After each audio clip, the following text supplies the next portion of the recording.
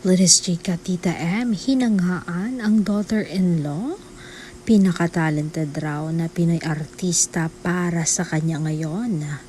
Sa panayam ng isang showbiz insider, walang pag-aalinlangan na pinili ni veteranang aktres na si Maricel bilang pinaka-talented na Pinoy artist.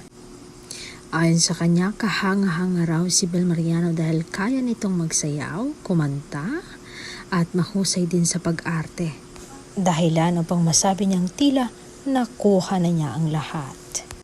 Bukod sa talento, pinuri rin niya si Bel sa pagiging mabuting anak at mabuting girlfriend na lalo umanong nagpapatibay sa paghanga ng marami sa Gen Z superstar.